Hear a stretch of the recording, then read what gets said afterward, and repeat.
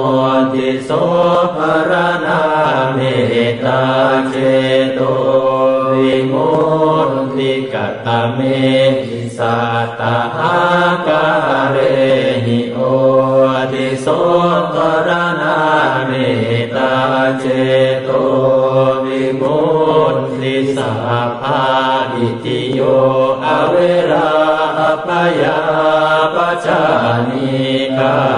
สุขีอัตตานังปริหารันตุสัพเพปุริสาอเวราปยาปัจจานิกา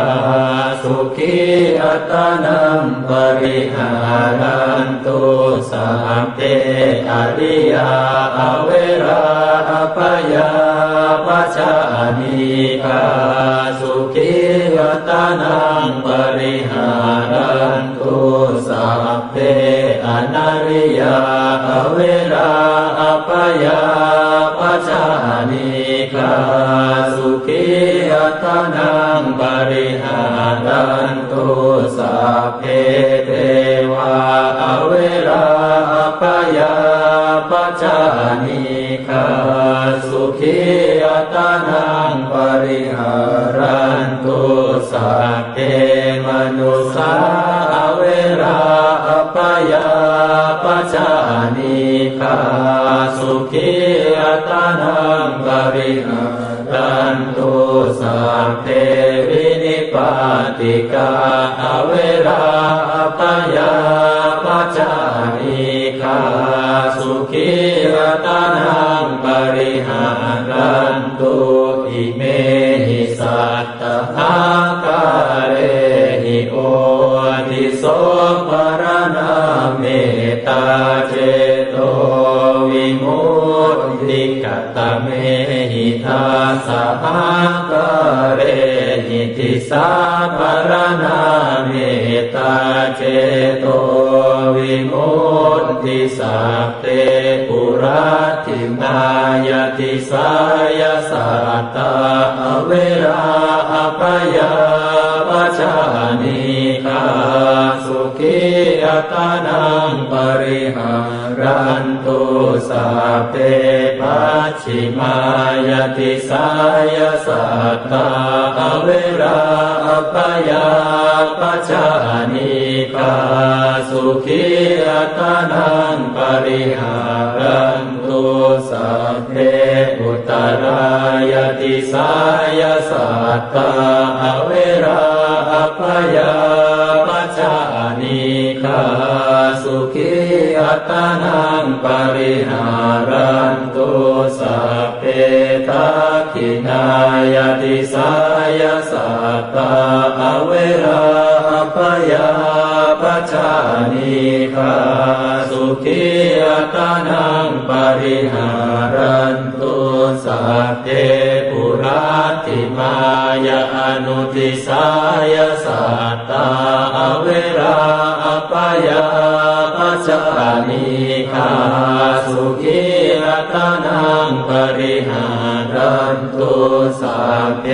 ปัจฉิมายาอนุติสายสัตตาอเวราปยาปัจจานิกาสุขีอัตตานังปริหารันตุสัพเพอุตตรายาอนุติสายสัตตาอเวราปยาปัจจานิกาสุขีอัตตานังปริหารันตุสัพเพทักขินา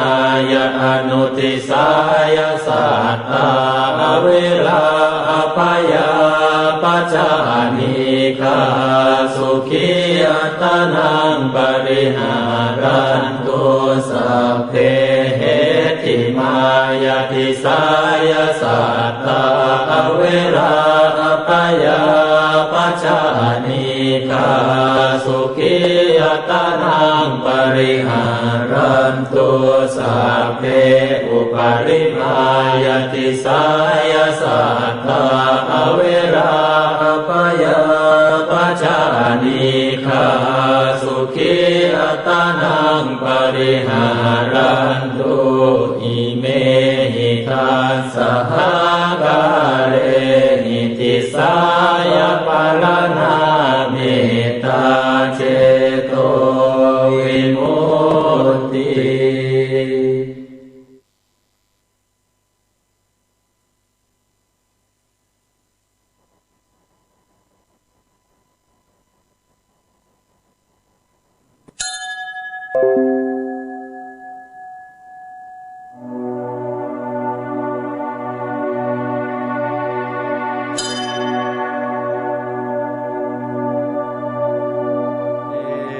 เม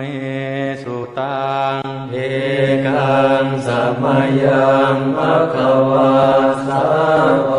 ติยังวิหารติเชตวเนอนาถปิณฑิกาสอาราเมตตาระโคภะคะวะภิกขุอา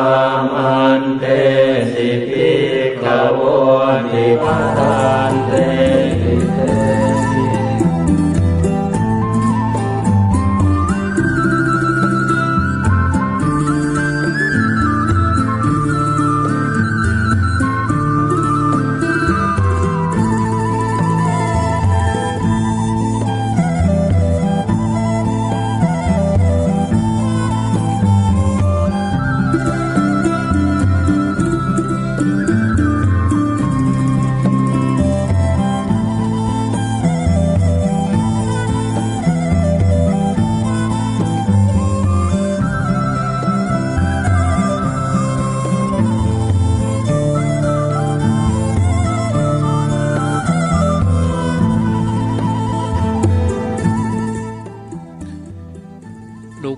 เจ้า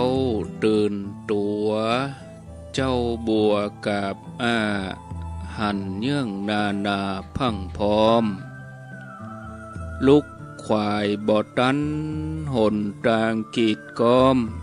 ก้าตัวบ่อต้อมปุ่นอายจุงเก่งเข้าไว้อย่าไปฮื้อขวายต่อหน้าสบายจำไว้เน้อเจ้าจำไว้เน้อเจ้าหลับลุกเจ้ากินพักดังป่ายหลับลุกควายกินพักดังเก้าลุกเจ้าได้หลายลุกควายได้น้อยหลับลุกเจ้าเป็นเจ้าดังหลายหลับลุกควายป่าเฮอลูกหลานเป็นหนี้เป็นข้าเน้อตื่นมาเหียเน้อลุกมาเหียเน้อลุกเน้อลุกเน้อลุกตื่นตื่นได้แล้วลุกได้แล้วญาติโยมท่านทั้งหลายอรุณสวัสดิ์ธรรมะสวัสดีสวัสดียามเจ้าญาติโยมท่านผู้ฟังยินดีต้อนรับเข้าสู่รุ่งอรุณวันใหม่ปะกันเจ้านี้เป็นเจ้าของวันจันทร์12 กรกฎาคมพุทธศักราช 2564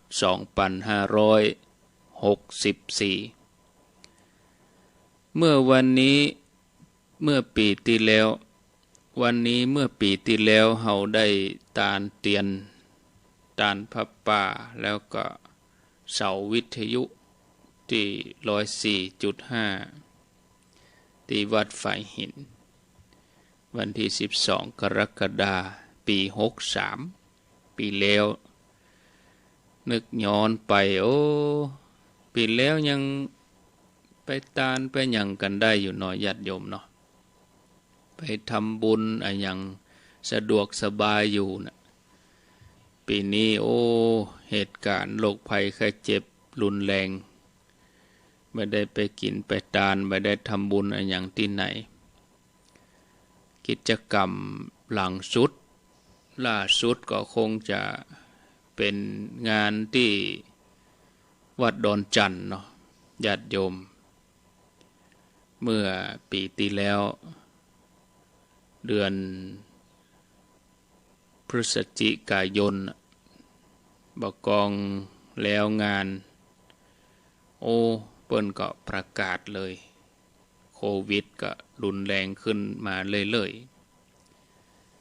ๆก็ญาติโยมท่านสาธุชนท่านทั้งหลายตื่นเจ้าขึ้นมาก็เปิดวิทยุฟังรายการนี้มีชื่อรายการว่ารายการเสียงธรรมแสงอรุณอยู่กับอาตมาภาพพระครูอภิวัฒนวิกรมเป็นประจำวันนี้วันจันทร์ก็จะอยู่ด้วยกัน2 ช่วงเวลาแรกก็แม่เจ้าอย่างนี้แล้วแถมช่วงเวลาหนึ่งก็ตอนบ่ายประมาณบ่าย3 โมงคนเฮาเกิดมาต้องมีเป้าหมายของชีวิตเป้าหมายชีวิตเป็นตัวกำหนดว่าเฮาจะดำเนินชีวิตไปในทิศทางใดจะได้ฝึกฝนตัวเองให้ไปตามเป้าหมายที่ตั้งไว้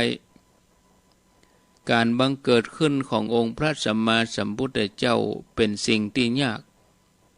พระองค์ทรงเป็นต้นแบบในการดำเนินชีวิตแต่ละภพแต่ละชาติที่พระองค์ได้สั่งสมบารมีในขณะที่ยังปั้มเป่งเป็นโพธิสัตว์เจ้าอยู่นั้น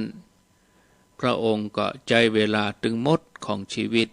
ในการเสาะหาสัจธรรมแล้วก็นำคำสอนนั้นมาเผยแผ่ให้บรรดาพุทธสาวกแล้วก็พุทธศาสนิกชนฉะนั้นเฮาท่านทั้งหลายเฮาควรจะตระหนักในความเป็นผู้ที่มีบุญนักเฮาได้มาพบพระพุทธศาสนาได้ปะพระธรรมคำสอนอันประเสริฐเหมือนประทีปส่องเส้นทางในการดำเนินชีวิตมนุษย์เฮาทุกคนต่างก็แสวงหาความสุขที่แท้จริงแต่ส่วนใหญ่ก็ค้นหาบปะบางทีก็แสวงหาในทางที่ผิดเข้าใจว่าความสุขอยู่ที่การหันหูปได้ฟังเสียงได้ดมกลิ่นได้ริมรส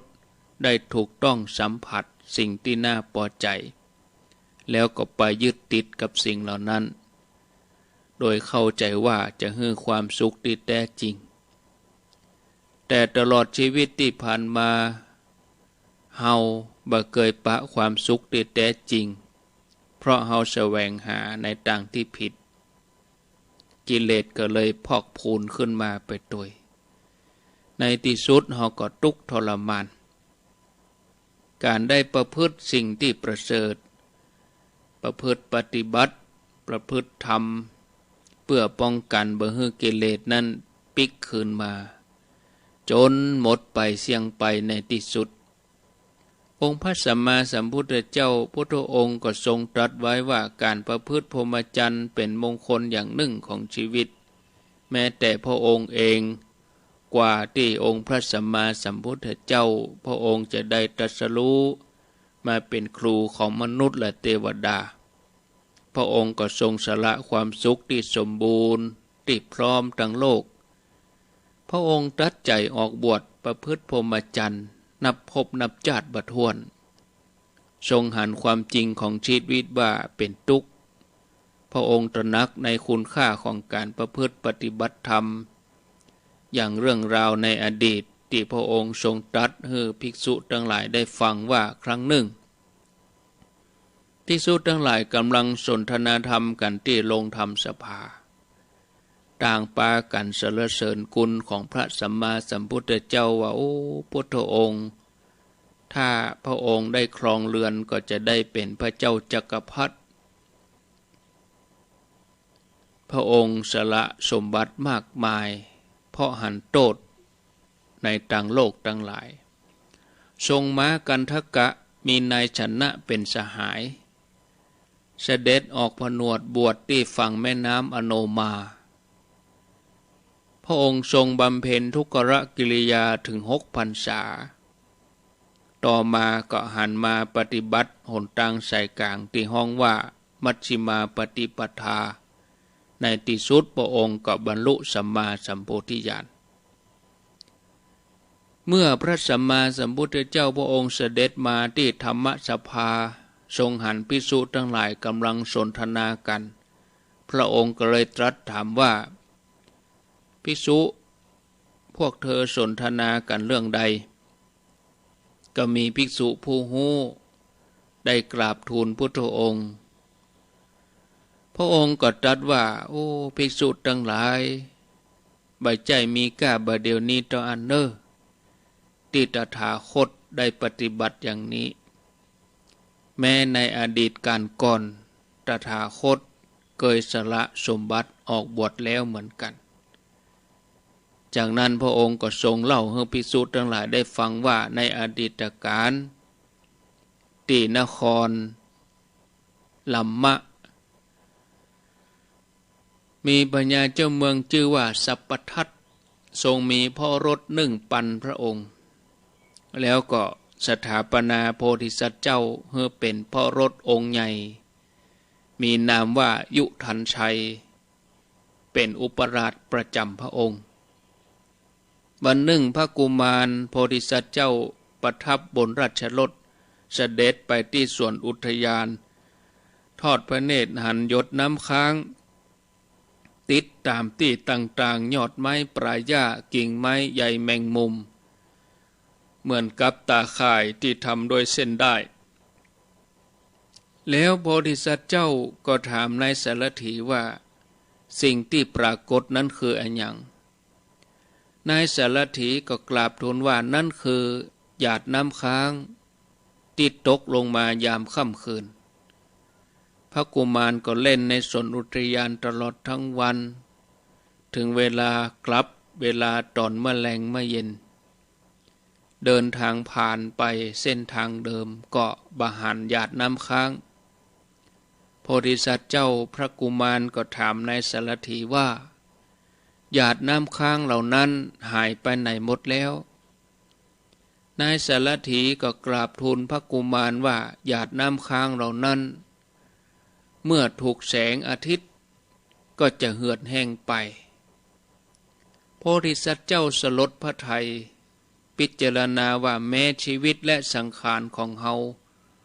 รวมทั้งสรรพสัตว์ทั้งหลายต่างก็คงจะเหมือนหยาดน้ำค้างปลายยอดหญ้าตอนนี้เฮายังบ่ถูกความแก่ความเจ็บความตายเบียดเบียนยังอยู่ในวัยแข็งแรงควรจะอำลาพระมารดาพระบิดาออกบวชเสียดีกว่าพระองค์ก็ถือเอาความสิ้นไปแห่งหยาดน้ำค้างเป็นอารมณ์พิจารณาหันภพถึง3เหมือนไฟที่ลุกไหม้จากนั้นพระองค์ก็เสด็จเข้าไปหาพระบิดาที่กำลังอยู่ในศาลาวินิจฉัยคดีเพื่อจะทูลลาพระบิดาพระบิดาก็ทรงห้ามว่าอย่าบวชเลยถ้าเธอยังบ่พร้อมด้วยเครื่องอำนวยความสะดวกทั้งหลายพ่อก็จะเพิ่มเติมให้ขาดตกบกพร่องอันใดก็ว่ามีไผผู้ใดเบียดเบียนเธอพ่อก็จะห้ามปรามพระกุมารยุทันชัยกราบทูลว่าหม่อมฉันก็บ่ได้บกพร่องสิ่งใดเลยสมบูรณ์ทุกอย่างเสด็จพ่อมอบให้หมดแถมอย่างหนึ่งก็บ่มีไผเบียดเบียนหม่อมฉันปรารถนาที่จะทำที่ปึ้งที่ความแก่ความตายครอบงำบ่ได้พระเจ้าข้าเสด็จพ่อพระกุมารก็ขอบวชเรื่อยๆพระบิดาก็ห้ามทุกครั้งต่างก็วิงวอนขอซึ่งกันและกันลูกก็ขอพ่อบวชพ่อก็ขอลูกอยู่แม้คนทั้งหลายในที่นั้นก็ปากันอ้อนวอนบ่ฮือพระโอรสบวชพระกุมารยุทันชัยก็ได้กราบทูลพระบิดาเติมต่อไปว่าข้าแด่พระบิดาพ่อเจ้าพระองค์อย่าทรงห้ามหม่อมฉันเลยอย่าให้หม่อมฉันต้องมัวเมาอยู่ในกามคุณทั้งหลายอันเป็นสมบัติทั้งโลกเป็นไปตามอำนาจแห่งพญามัจจุราชเสียแล้ว ในที่สุดพระบิดาก็ต้องจำใจยินยอมเมื่อพระมารดาก็เสด็จมาจากพระตำหนักพระมารดาเสด็จแม่ก็มาที่หั่นก็วิงวอนพระโอรสแถมอย่าบวชเลยแม่ใครหันลูกเมินพระกุมารก็ตรัสกับพระมารดาว่าเสด็จแม่น้ำค้างบนยอดหญ้าเมื่อแสงอาทิตย์ขึ้นมาก็เหือดแห้งไปอายุของมนุษย์ทั้งหลายก็ฉันนั้นขอหม่อมฉันได้บวชพระมารดาอย่าทรงห้ามหม่อมฉันเลยพระมารดาก็อ้อนวอนซ้ำแล้วซ้ำแถมพระกุมารก็ยังคงมีพระทัยเด็ดเดี่ยวที่จะออกผนวดบวชไปก็เลยทูลพระบิดาว่าขอป่อจ่อยไปอู้กับแม่คือกรรมคือแม่ขึ้นไปอยู่ในที่พักเหียนะลูกกำลังจะทำกิจสำคัญในที่สุดพระมารดาก็จำใจยอมเสด็จไปตำหนักพร้อมกับสนมนารีทรงทอดพระเนตรพระโอรสด้วยความห่วงใยอาลัยอาวรณ์ขณะนั้นเองพระอนุชาคือน้องของพระกุมารยุทันชัยโพธิสัตว์เจ้าหันปณิธานอันแน่วแน่ของเจ้าปี่ก็ขอบวชด้วยจากนั้นน้องคนที่สองที่สามขอบวชด้วยแถมญาติโยมท่านสาธุชนนี่เมื่อจบธรรมเทศนาขององค์พระสัมมาสัมพุทธเจ้าแล้วภิกษุทั้งหลายผู้ที่ประมาทในการประพฤติพรหมจรรย์ก็เอาพุทธองค์เป็นแบบอย่างบอกว่าจะพร้อมด้วยทรัพย์สมบัติพร้อมด้วยสิ่งอำนวยความสะดวกทั้งโลกแต่พระองค์ก็บ่ยินดีบ่หลงไหลในสิ่งที่ไร้สาระมุ่งแสวงหาสิ่งที่เป็นสาระแก่นสารเพื่อบรรลุถึงพระนิพพานญาติโยมเขาจะหันว่าบุคคลผู้ประเสริฐอย่างองค์พระสัมมาสัมพุทธเจ้าเมื่อครั้งที่ปั่มเป่งปรมีเป็นโพธิสัตว์เพียงแต่หันหยดน้ำค้างบนป่ายหญ้าก็มีดวงตาหันธรรมได้เสาะแสวงหาทางพ้นทุกข์หมู่เฮาทั้งหลายเอาพระองค์เป็นแบบอย่างจะไปคิดว่าเฮายังมีเวลาเหลือเฟือหรือว่าเฮายังหนุ่มยังสาวเฮายังมัวเมาประมาทในชีวิตในวัยอันที่จริงแล้วญาติโยมทั้งหลายเฮามีเวลาอยู่ในโลกนี้จำกัดควรจะเอาเวลาที่เหลืออยู่นี้มาประพฤติปฏิบัติให้เกิดประโยชน์สูงสุดในการตั้งสัจจะอธิษฐานเข้าพรรษาปีนี้ก็ปั่มเป่งปรมีให้เต็มที่เฮาบ่ได้เดินทางไปที่ไหนตั้งใดเฮาก็ตั้งใจปฏิบัติอยู่กับตัวเองนะศรัทธาญาติโยมเนอะอันนี้ก็ฝากไว้เป็นธรรมบรรณาการเร็วพอเวลาก็5:52 นาทีวันนี้อยู่ด้วยกันถึงเวลา6 โมงไปแล้วก็ฟังท่านพระครูสังวรศิลาภิลักษ์วัดชายมูลสำหรับเครือข่ายขึ้นสีขาวส่วนที่วัดฝ่ายหิน104.5ก็ฟังหลวงพ่อพระครูวิสิตศิราพรรายการมรดกธรรมปืนเมืองเครือข่ายขึ้นสีขาวก็ฟังท่านพระครูสังวรศิลาภิลักษ์วัดชายมูลตำบลแม่กะอำเภอสันปะตองจังหวัดเชียงใหม่ก็ญาติโยมจะโทรศัพท์เข้ามาก็ขอเจริญพรโทรเข้ามาในเวลาที่เหลือนี้ที่หมายเลข0998366322ขอบคุณบ้านทุ่งเรดิโอวัดห้วยตองซักเวียงป่าเป้าเรดิโอ 90.0 เมืองฝางมนเสียงธรรมแม่แจ่มเมืองลี 103.75 วัดจันทร์ 103.50 นาน้อย 91.50 สี่คำเรดิโออำเภอเวียงสาเสียงใสเรดิโอต้าวังผาคนเหนือเขื่อน 90.75 น่านฟ้าเรดิโอ101.75วิทยุชุมชนคนต้นน้ำ104.50แดนดินถิ่นล้านนา103.50ล้านนาเรดิโออำเภอศพปราบจังหวัดลำปางแล้วก็ที่เรดิโอวิทยาลัยสารพัดช่างลำปาง103.0สถานีวิทยุเรดิโอเน็ตเวิร์ก99.50วิทยาลัยเทคโนโลยีและการจัดการกฟผแม่เมาะลำปางท่านผู้ฟังที่ติดตามฟังทางระบบออนไลน์ฟังทางอินเทอร์เน็ตก็ดีก็ขออนุโมทนาติดตามรับฟังกันเป็น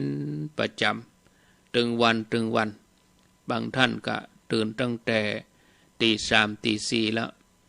ไผมาลุกก็ลุกมาเห็นเน้อญาติโยมตื่นขึ้นมาลุกขึ้นมา0998366322เจริญปนวันสาเจ้าในที่ไงหัวจันทร์บ่หลวงนี่กันนาควาลำปางนี่กันโถบ่ได้บ่ติดสักเตียลำปางอำเภอหยังแม่อำเภอแม่ทะเจ้าตำบลนาควาอำเภอแม่ทะจังหวัดลำปางอำเภอแม่ทะเนาะเจ้าติดแล้วเหรอกูเตี้ยโถบัดต้องโถสักเตียแนวกะแนวอย่างวันนี้กะบอกกองบอกเบอร์ปุ๊บก็กดปั๊บเลยเจ้าโมทนาแม่ทะลำปางเจริญปนปิดวิทยุเสียก่อนเด้อรีวิทยุก่อนเจริญปนวันเช้าเจ้าผู้ถอนพ่อคนนี้โทษจากไหนยังต่อเป้าบันปงทีวีเจ้าบันปงเทวีแม่น้อยมีชัยเจ้าชัดเจนดีเนาะเจ้าโมทนาเนอเจ้าสาธุก็สำหรับงานวันที่25นี่ตังเวียงเป่าเปิ้นกำหนดเนอะวัดละ3คนต่ออันฮะที่จะได้มาเนอะอำเภอเวียงเป่าวัดละ3คนก็มีตัวแทนหมู่บ้าน2คนแล้วก็บวกกับเจ้าวาด1ตนต่ออันในวันที่25เนอะส่วนหมู่ที่จะไปเลี้ยงเพลเลี้ยงหยังก็ต้องเขียนชื่อกับเบอร์โทรไปตัวอันนี้เฉพาะเวียงเป่าส่วนหมู่ที่มีประวัติอยู่กับกลุ่มเสี่ยงลูกหลานลูกกรุงเทพมาลูกหลานยุคที่อื่นที่ไกลอย่างมานี่เปิ้นบ่ฮื้อไปแล้วเนอะเอาว่ามีประวัติเกี่ยวกับกลุ่มเสี่ยงนี่นะเจริญปนเจริญปนติดแล้ว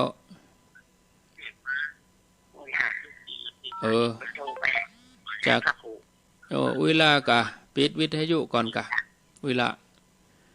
คู่กับโทรศัพท์นี่ได้ยินแล้วกะว่าจะได้ฟังถึงวันได้ยินทีเนาะได้ยินเนี่ย